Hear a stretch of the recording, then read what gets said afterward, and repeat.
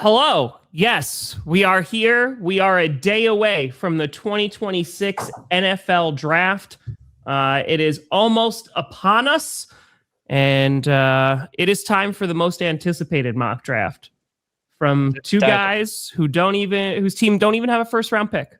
I should host a private draft party for all the teams not picking in the first round. And we just like watch some movies or something. There you go. But you charge them for it. Oh, a premium. Premium. To hang out with me? And then you just watch draft day? I said we will watch some good films, Tom. So not draft day. Not draft day. Okay. Man, that movie's old. I did a video about that. It's got to be like 8 or 9 years ago at this point. So just good movies? You're going to watch Battlefield Earth? Yes. Yeah. Is that what Travolta? Yes. What did I watch lately that was good? We started Beef season 2. It was really like the first season. That's not a movie. It's been really good. Yeah, you watching a show called Beef? I'll believe that when I see it, Tom. It's good, though. I'll believe it when I see it. It's been fair. Why can't you sleep? Who the F is Perna? Why is Perna? Do you think you're in Cam Newton's dreams? I think he dreams about me. Yeah. Yeah. Inception style? Like, are you going in and... Yes. And I'm helping him recover that fumble in the Super Bowl. This is why we do a show together. Yes. Before we get the to ball our... never stops spinning on the ground. Deep cuts here.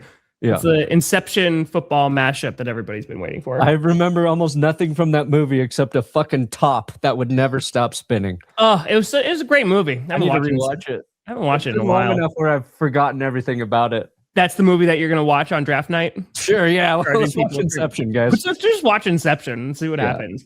Well, if you're going to watch Inception, I feel like you have to watch The Prestige. I want to watch Conception, starring Philip Rivers. Christopher Nolan, I've got a task for you. Direct the Philip Rivers sci-fi thriller Conception. Your 3 topics are Philip Rivers and his potent jism, the NFL, and dreams. Make it happen. Why am I not a Hollywood executive? That's what I want to know, Tom. I've been asking this for years. Why am I trying to talk about football for a living? You could have gone down that path. Could have. I know. Yeah, Perna's still taking it hard, obviously, ever since the engagement. But, we're working through it. We are in couples therapy.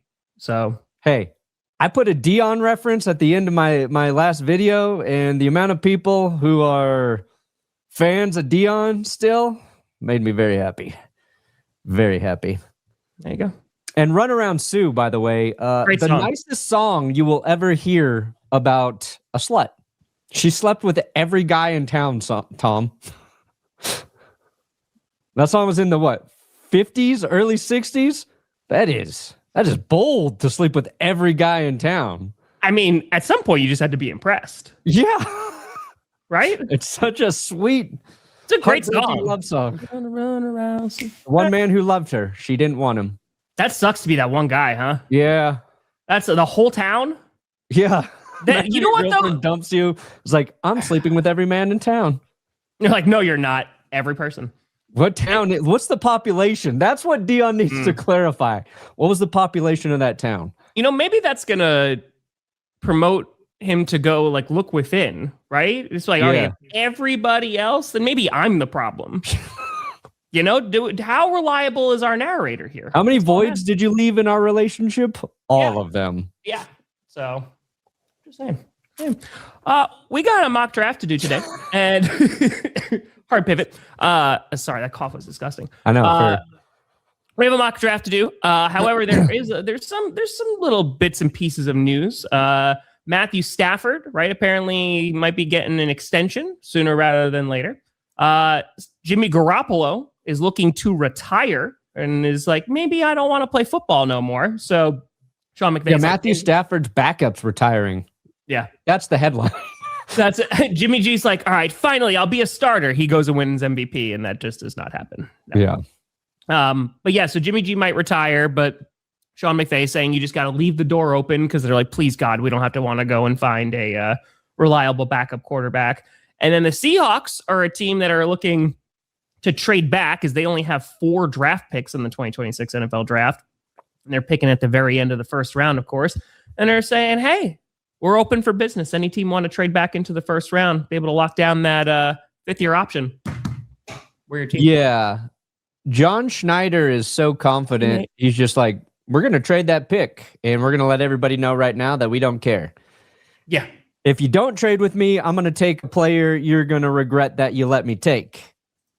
Yeah. If you do trade with me, then I'm still going to make you regret trading with me.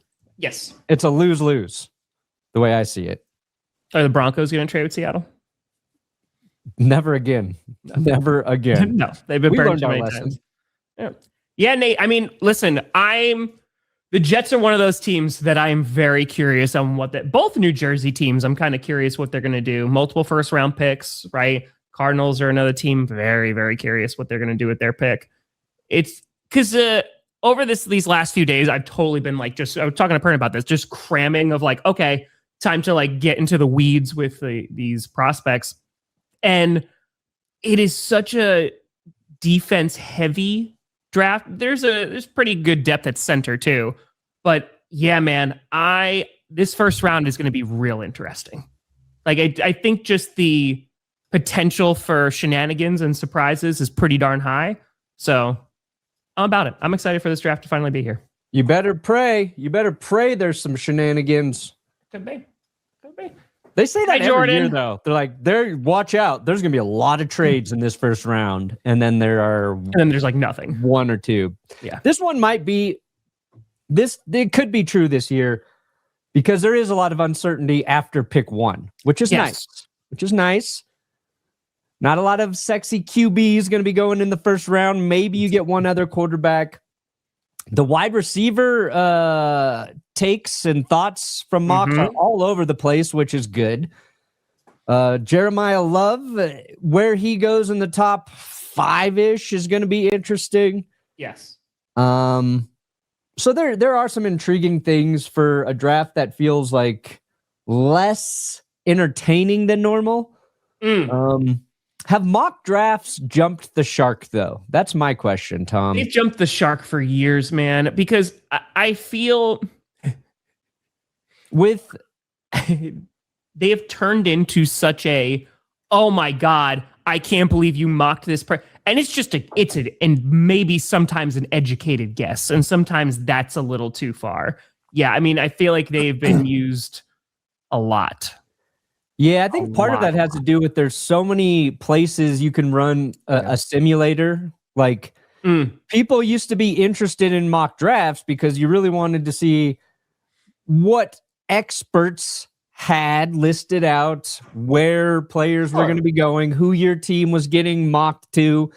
And now like you have that power in your own hands. Yes. And like Peter Schrager he does 2 mock drafts, I think, or just 1. I forget if he does 1 or 2. Might do 1. But he does it today. Like it used to be kind of like a big thing. And I know he puts like a ton of work into it. But like at this point, people have consumed so many mock drafts. And he's trying to do it with the most update information he has, which is cool. But I like saw it and I'm like, who cares at this point? When you've seen 40 or done them yourself or watched like 10 podcasts where they've spent 3 hours doing mock drafts. Can't mess it up. And it's not a knock on Schrager. It's just a knock on how much we have to consume in this genre that used to be like, I don't know, very niche and popular for the football heads. And now I feel like it starts in February. Well, by this time, it's like, I've seen them. It gets so... I mean, dude, there's people who are going to be doing 2027 mock drafts a week after this draft is done. I think they're live streaming their 2027 mock drafts during the draft. They might be. So Mendoza goes 1, but in my draft, I've got not Arch Manning. No. It's the guy from Oregon, Dante Moore. It's actually Ty Simpson. He doesn't get drafted, and they're like, no, you just go next year. Chambliss. I got Chambliss going 1 now.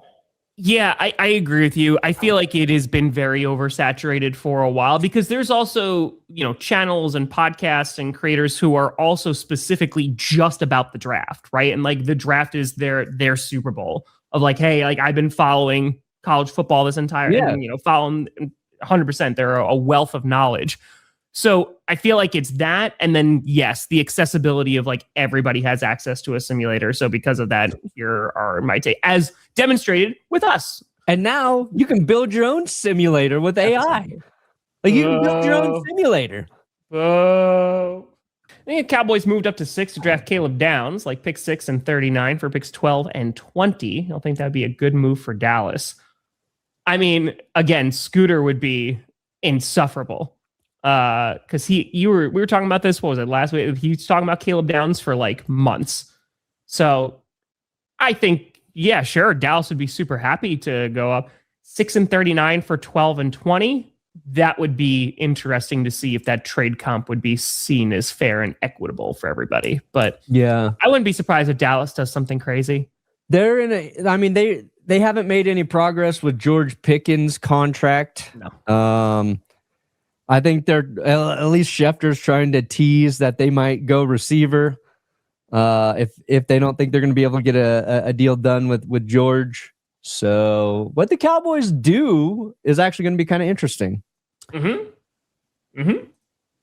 up there. I think they got to let it come to them. I don't know if they need to give up draft capital, but yeah, it's so funny because talking to some Jets fans, when you look at last season and them accruing all of these draft picks, like there's so much excitement for the draft because it's like, oh man, we're gonna rocket it out, and it's gonna be a whole new season. We're gonna get all these prospects. But now that the draft is getting closer and closer, it's like, God, please don't mess up. Like it's gone from pure excitement to like now there's, oh God, like now we actually have to make the picks, and pray that this actually works out. I'll give it up right now. The Jets are gonna mess it up. Yeah, they're gonna mess it up. I think that there's a fair. They're not gonna do it right.